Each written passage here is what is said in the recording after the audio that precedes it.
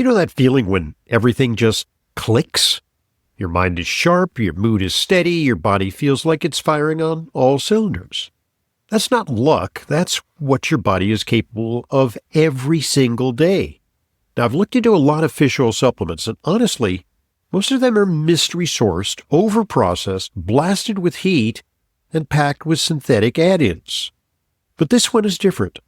Omega-3 Rejuvenate from Big Bold Health starts with wild Alaskan salmon and cod, sustainably caught from some of the cleanest waters on the planet, and then it's processed at low temperatures to preserve what actually matters. We're talking about real omega-3s, naturally occurring vitamins A and D, and pro-resolving mediators, or PRMs, that help your body balance its own immune response. What does that mean for you? Clearer thinking, more stable mood, and real nature-based support for your heart and immune system. No shortcuts, no synthetic nonsense. And it was developed by Dr. Jeffrey Bland, a true pioneer in the world of complementary health. If you want to feel the difference, go to bigboldhealth.com/Hoffman. That's bigboldhealth.com/Hoffman and use code Hoffman for 20% off site-wide. Once you feel it, you'll know.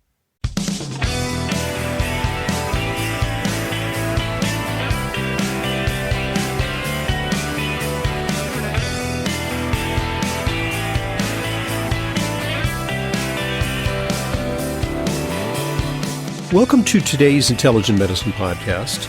I'm your host, Dr. Ronald Hoffman.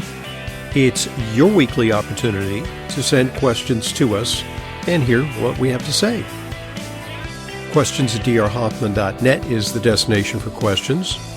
And indeed, we've got some questions today, and I'm with Leyla Muden, who is my cohort on our weekly Q&A with Leyla. How you doing, Leyla?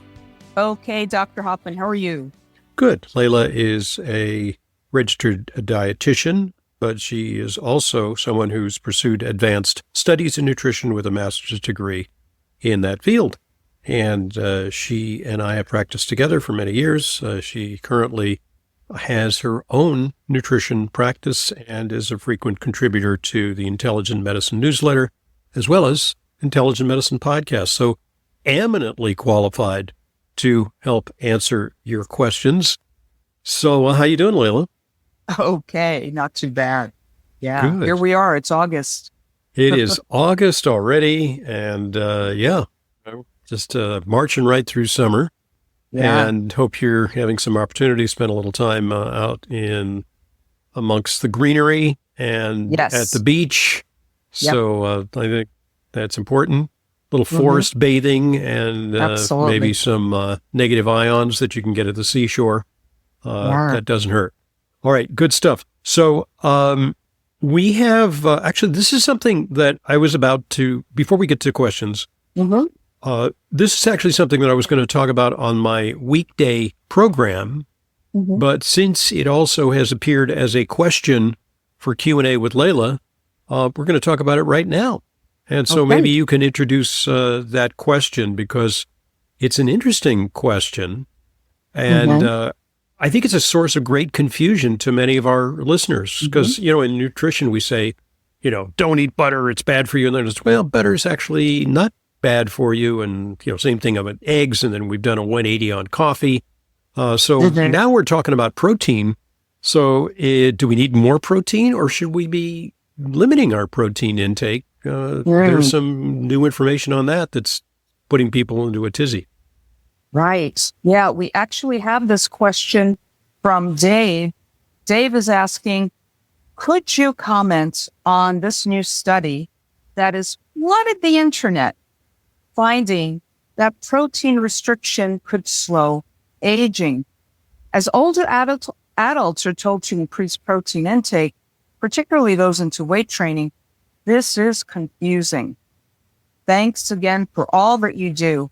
Now, Dave sent us about 8 links. 1, 2, 3, 4, 5, 6, 8 highly links. reported. Highly reported. Right. So this is really something. For example, in Science Daily, it says, and this was released 2 days ago, August 2nd, or this is dropping on the 4th. So, you know, the 6th, or so 4 days ago. Anyway, eating less protein could slow aging.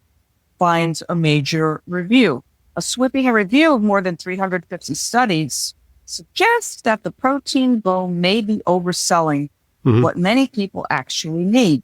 Eating less protein appears to improve metabolism, reduce inflammation, and cellular damage, and activate pathways linked to healthier aging and longer lives. This is interesting, Dr. Huffman, because just 2 days ago, I've been watching a lot of YouTube as it pertains to health, wellness, everything. And I was watching a recent one with Walter Longo. Oh, yeah. Thank you for going there, because we hadn't rehearsed this. No. But that's the first guy I thought of in relationship to this.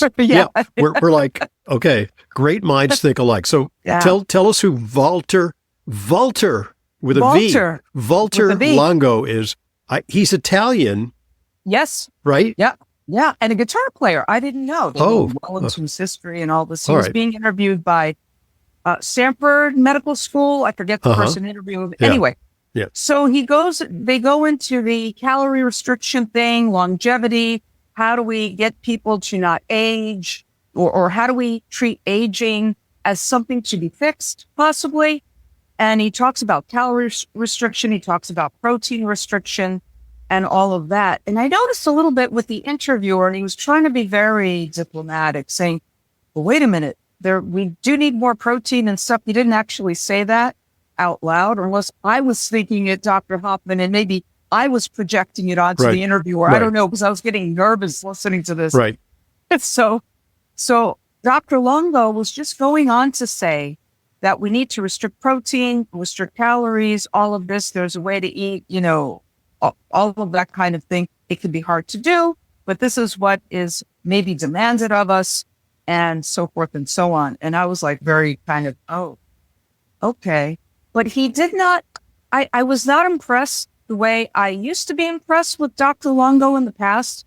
He seemed to have a little tunnel vision on the don't die only, or age well only, or slow down aging, as opposed to everything else that has to do with health span. Health span as opposed to longevity. Yeah. So I also thought of Dr. Longo, and Dr. Longo actually has theorized and commercialized something called the FMD, the fasting mimicking diet. Yes. And this is a product that is available to people who, actually there's some studies that show that it may aid conventional cancer therapy, that there's something about it enhances the immune system, it gives the body rest. There's autophagy. We already know that fasting has a role to play, but this is a way to kind of painlessly do fasting. I've actually sampled the fasting mimicking diet. It's kind of like astronaut food. It comes in packets, and it's low calorie, high fiber, and low protein. Prolon. You can go. I mean, if you want to do a detox, that's not a bad way to do it. You could certainly try that, the Prolon diet. But my take on him is that what he generally says is that we should probably restrict calories, but also especially protein, until we're about 60 or 65, and then flip the switch and have more protein. The reason being is that you can sort of slow that aging process, but then it kind of gets to the point where you're beginning to court sarcopenia, because our protein requirements are greater potentially as we age. By the way, I think there's a political dimension to this too, because RFK Jr. and the current Maha health regime is calling for Americans to consume more protein.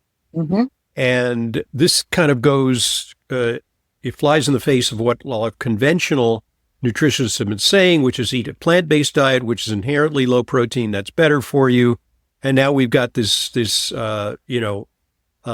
carnivore, who eats roadkill, and eats steak twice daily. I mean, he avows that he eats tons of protein.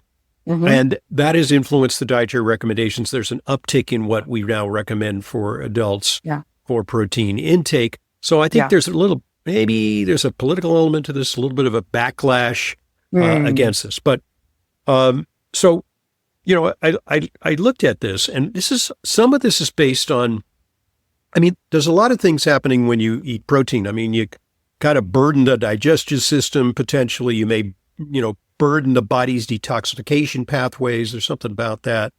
But there's a theory that centers around IGF-1 helps to explain the effects of a high protein diet. So IGF-1 is insulin-like growth factor. Thank you. Insulin-like growth factor, which is associated with the development of certain cancers and potentially maybe cardiovascular disease, but more the connection is to cancer.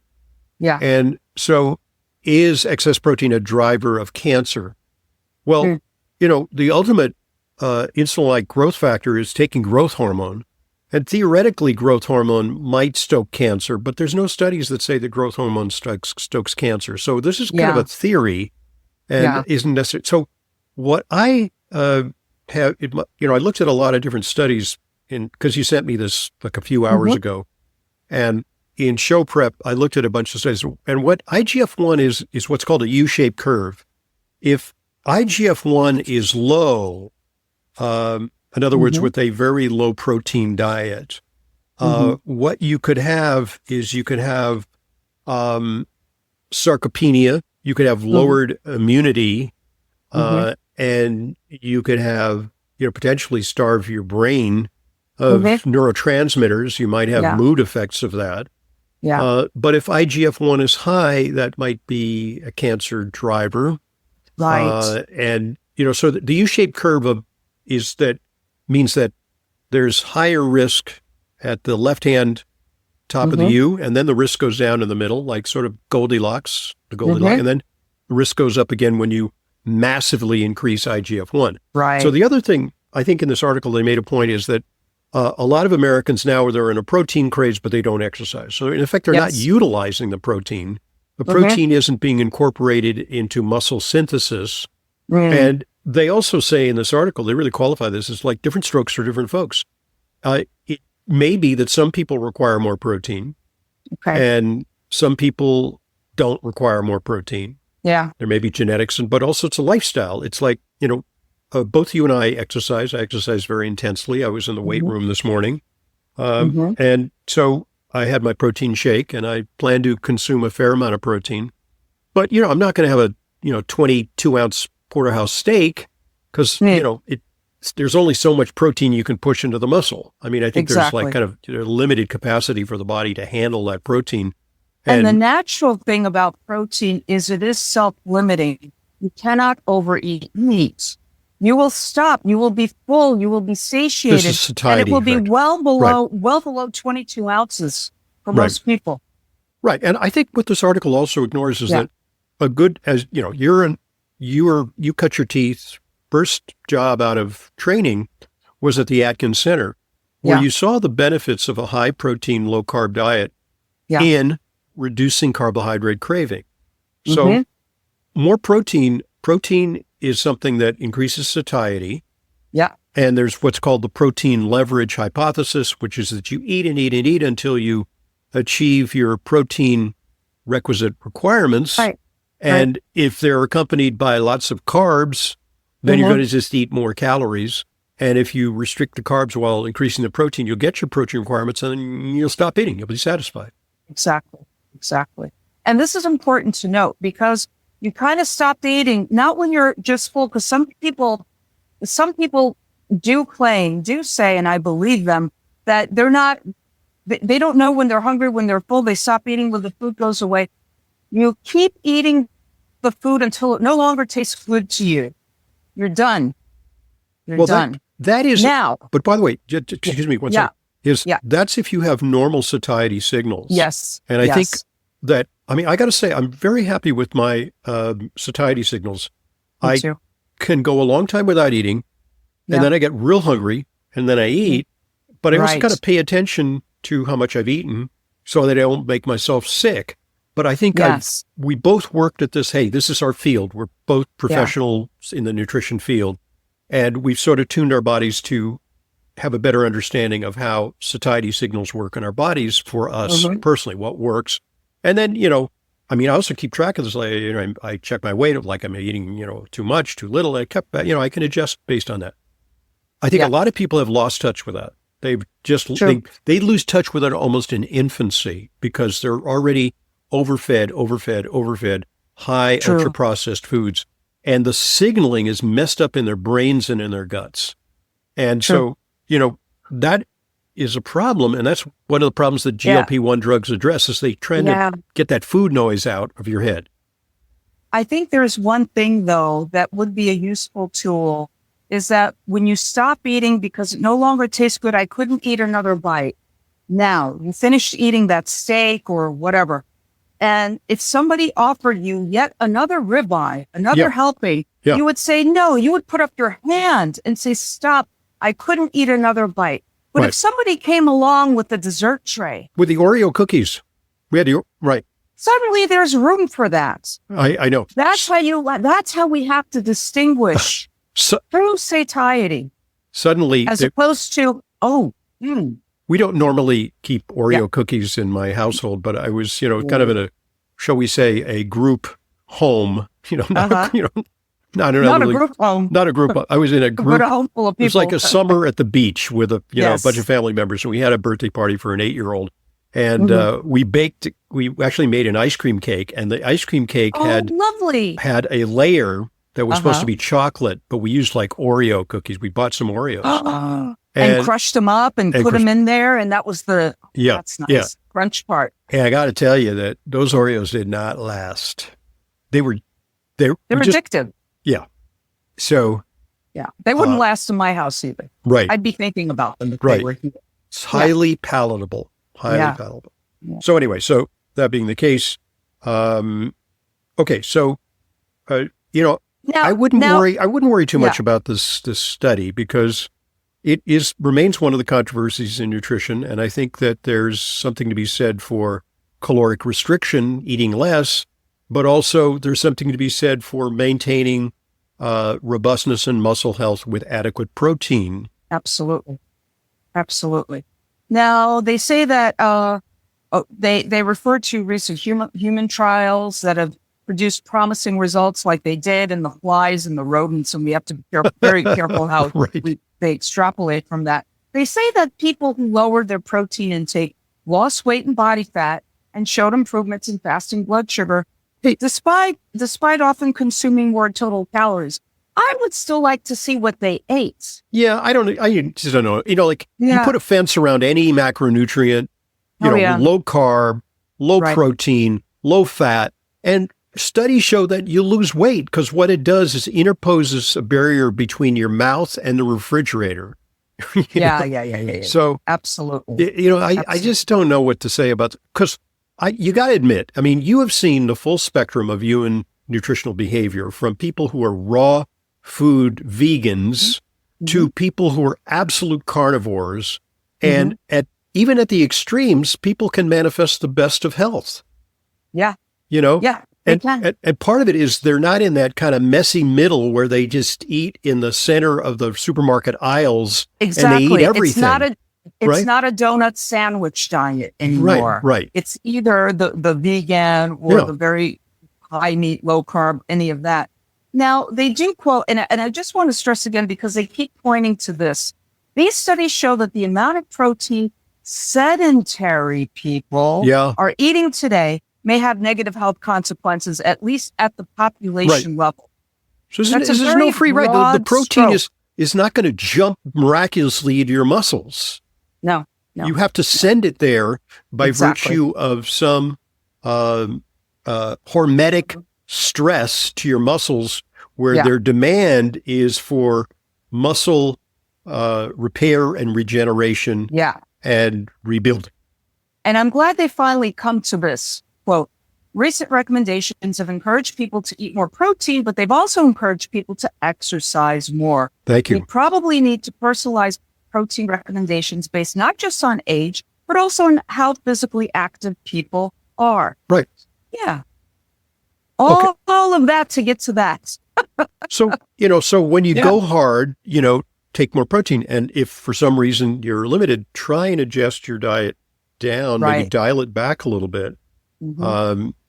so that you're not overwhelming yourself. Exactly. So, Exactly. While on vacation, I'm not going to take like 20 grams of additional protein because I don't know, depends on what I'm doing. But if I'm just like, doing a little light day hiking and, not a heck of a lot of else, I may not need tremendous amounts of protein. Right. I'm just eating when I'm hungry, but I pretty much have normal meal times. And then I stop when I'm done. And if I'm hungry soon after, I'll eat again, which is rare. I don't snack. It's not necessary. Yeah. I'm also, And I I'm love good on that. finishing early. I love finishing early. That's where you and I diverge. Yeah. I want to be done by 6:30 at the latest, you know. It must be those My late sleep night. is delicious. Yeah, me too. When that happens. But it must be those. When empty stomach. I don't. But it must be those late night Hostess Twinkies that my mom gave me as a bedtime snack that I just somehow got really kind of hooked into. So I don't eat Hostess Twinkies, but I may have some berries with some cream coconut yogurt or something like that. Yeah. Which is nice. Which is a nice way to punctuate the end of the day. Yep. Or something like that. Yeah. So it really, it should be quite personalized. It should be based, for example, if I have an elderly, frail patient, typically these are my female patients, I worry and I really go through what they're eating. Mm-hmm. And there's nary a bit of protein to be found. Yeah. I am not just pushing it on them, but recommending a protein shake, something that they would enjoy, just to give themselves a boost that way. Sure. And to take advantage of the times that they are hungry, that you need to kind of reorganize what gets in first. Right. Especially among those people taking the semaglutides. Sure. They need to get that protein portion on their plate in first. They could leave the broccoli behind. They could leave the salad behind, but that protein portion needs to get in before they start getting a Ozempic face, which is the latest. Oh, my God. On this week's radio show, I actually highlighted an article. It's a study which looked at, especially now with the advent of lower cost GLP-1 drugs for people on Medicare, there's going to be an explosion of over 65s using these drugs with benefit, if they're obese and reducing cardiovascular risk and all that. But also, it may put some of them at the risk of malnutrition and frailty because they could be victims of their own success. When it really dials back your appetite and you don't eat anything, you're going to get malnutrition. And it actually showed that there's an astonishingly higher risk of dying if you are malnourished. Yes. Similarly dehydrated, because also you're going to get sometimes diarrhea associated with that. That's also a risk factor. And then frailty, when you say you lose, some of these drugs are super effective. They're going to be coming up with retatrutide, triple action drug. It's a GLP-3 drug that can make you lose 20% of your body weight in just a few months. You can become a victim of your own success, go from overweight to frail. And by the way, overweight people don't necessarily have a ton of muscle. They just may be overweight. They're just very overfat. You can be overweight and frail, and then you lose some of that fat reserve, and it leaves you with a meager muscle reserve. So, we got to address the protein. It's very important. Right. But I got to say that even this guy who's the fasting mimicking diet acolyte, Longo, once I recalled in a lecture, he said, maybe the way we should look at it is that you should restrict your protein until you're about 60 or 65. And then you should flip the switch. You flip the script on that because there's some protective effects later on. And this has to do with other mTOR pathway, and which is an aging pathway. Yes. And that's why people take these drugs that are, like rapamycin and things like that. That, diet actually has an effect on mTOR pathway, and restricting can have, that effect. Right. So, it's like, I think there are controversies in nutrition, and we've just hit upon one. Right. But I think a very important thing to remember, which is why a semaglutide user has to prioritize protein first, as I believe as should everybody, not just them, but because they have a diminished appetite, they have to prioritize. When you lose the muscle on your body, when you're losing lean body mass, you're losing your metabolic machinery. Yeah. You're losing your ability to torch calories. What's going to happen? One day you're going to stop taking that injection. You're going to stop taking that oral medication because now it's accessible to just about everybody, right? You're going to stop taking that. You're not going to be on that forever, or you're going to have to come up because of way down the road, some kind of side effect that now says, hey, I need to stop this. Your metabolic machinery is gone. You're going to gain weight and more. Yeah. It's like the yo-yo dieting of, the low fat, low calorie thing, and you lose your muscle as well as fat, and then you gain back twice as much because you lost your metabolic machinery, which is your lean body mass. I would love to fast forward 5 or 10 or 15 years. I know. And see, what, because this is a big experiment, and we're going to see hopefully benefits, but we also downsides may emerge over time that were not necessarily accounted for in our rush to embrace these medications. And I'm not denying the benefits, but I mean, is it an antidote to affluence and sedentary lifestyle? I don't know. Okay, enough on that. Good point at which to allow one of our sponsors an opportunity to share an important message before we keep going with questions. Remember, questions come to questions@drhoffman.net. And so let's hear from one of our sponsors.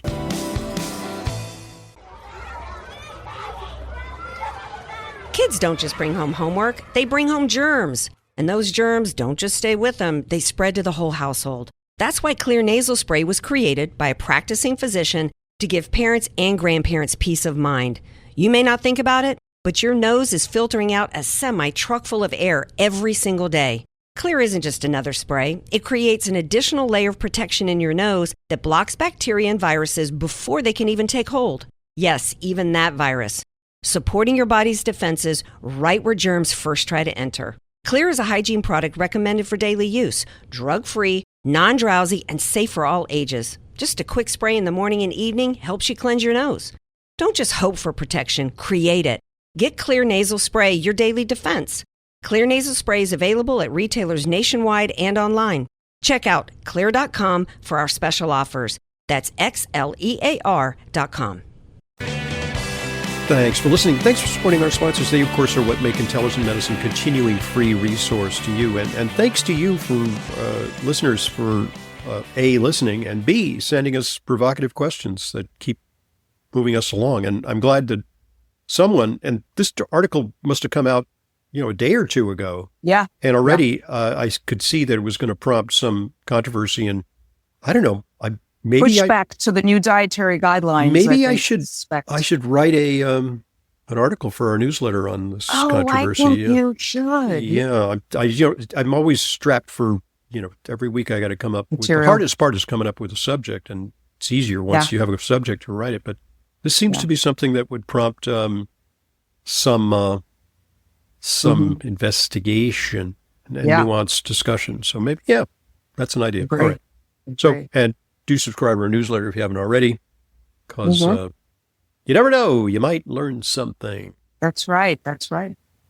We're handing out honorary PhDs in nutrition for those who read our newsletter. My goodness.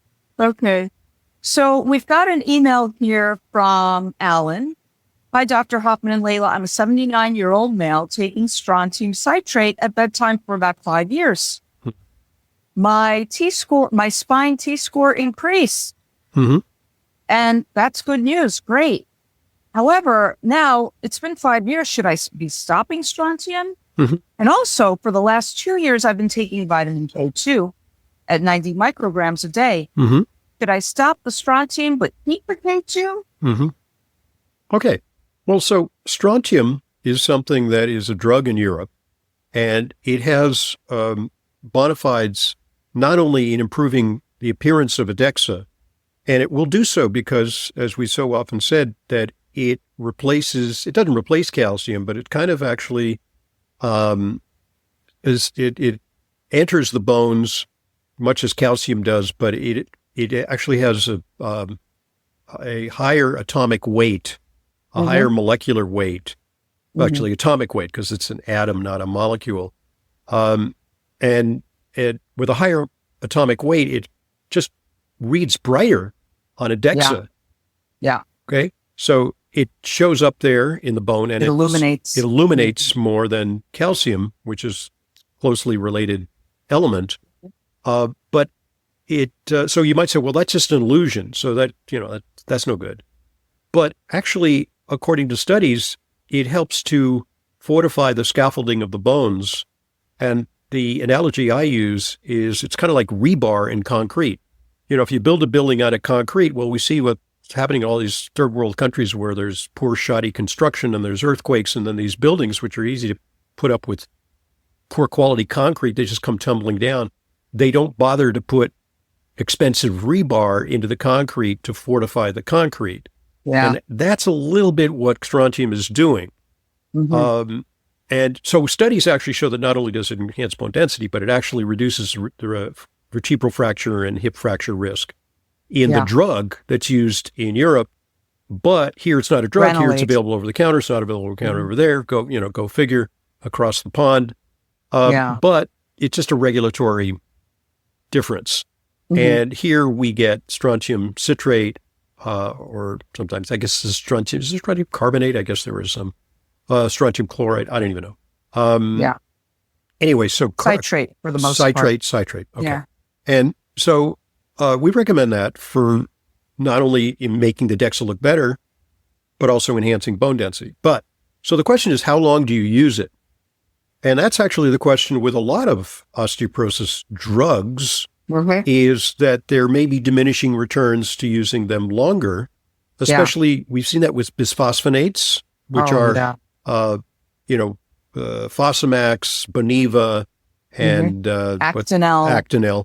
That short-term use reduces fractures generally, but long-term use can actually cause an overexuberant accumulation of, say, non-structural bone that reduces bone elasticity and actually increases the risk of what are called paradoxical fractures, which occur in the setting of what's seemingly good bone density. So they don't know old and brittle bone. Yeah, so they used to say, oh, you're going to go on bisphosphonates forever. Now they don't do that because there's diminishing returns after, we don't know, 3, 5, 6 years, something along those lines. And, you should not remain on them ad infinitum. And we don't know really what the case is with strontium, but I've taken strontium. And one of the reasons I've taken strontium is because I was a triathlete and I did a lot of aerobic exercise, but not a lot of resistance exercise. And so running, cycling, and swimming. Well, running is a little bit of, weight bearing, but cycling is not really so much weight bearing, especially for the spine. And swimming is not at all weight bearing because you're buoyant. And so I had great cardiovascular conditioning, but I actually did a DEXA and I found I had a little bit of osteopenia. I had a little reduced bone density for my age. Nothing critical. So I took strontium, but I just took it for 2 years. And indeed, there was a dramatic improvement in my bone density, but I took a vacation. And I guess maybe, I don't know, when I'm 80 or something, I should circle back and see what my bone density is and then maybe take it for another couple of years. But I just don't know. And there's not enough studies on long-term use of especially the over-count. There are almost no studies on the use of the over-the-counter strontium. There's only studies on the medication. Right. The medication, which is strontium ranelate in Europe, just to clarify, are the ones where they found some possible association with cardiac issues. Clotting, especially clotting disorders. Clotting. And that's strontium ranelate, not strontium citrate. So it may not be the strontium causing it, maybe the ranelate causing it. But we don't know. Yes. Yeah, we don't. Exactly. Right. Exactly. Now, taking vitamin K2 is important for continued bone health. Yep. The 90 micrograms and a day. Cardiovascular. And cardiovascular. Absolutely. Because K is driving the calcium back into the bones where they belong. And it's said that when you're taking vitamin D, which most people should be, you need to take K along with that. So it takes care of all of that between the D, the K, the calcium, the magnesium, all of that. Yeah. And by the way, osteocalcin. This being a male, and if indeed he has continued osteoporosis, one strategy is to take a little bit of testosterone if he has low testosterone, because that's anabolic. He should also increase his protein. Oh, as opposed to the study we just talked about. No, really. Especially at 79 years old, he should increase his protein intake We don't know what he's eating. No, because we don't know what Alan is eating. we tend to think of bone as just a bunch of calcium. So you just take calcium and you have great bone. But it's actually a living tissue. It's protein deficiency can impair bone synthesis. Yeah. Yeah. You know, Dr. Hoffman, I was just thinking the other day, would any of those bisphosphonate medications, because they slow down the turnover of bone, do they do anything to the bone marrow in the bone? That is my question. Anyway. Probably not. I guess could they cause anemia, in other words? I don't know. Yeah. That might be among the side effects. Or to the functioning of the bone marrow, because it's within the bone. Well, that's interesting. I wonder about that. I mean, it's close to the bone forming area. The marrow is close to the bone forming area. I mean, maybe there's some ramifications of what it does to the bone physiology. I mean, I don't know. It's a lookable thing. Absolutely. Yep. Which I will do. Yeah. All right. Okay. Good point at which to pause, because we divide our podcast into two parts. And what can we anticipate talking about in part 2? My A1C is 5.5, but my doctor says I should continue my metformin at 1,000 twice a day for the longevity benefits. Okay, let's talk about that when we return. I'm Dr. Ronald Hoffman, today with Leyla Mutin, because it's our weekly Q&A with Leyla. And you can send questions to questions@drhoffman.net. So keep those great questions coming, because they're really teeing off some interesting discussions. And we'll have some more questions to tackle in part 2.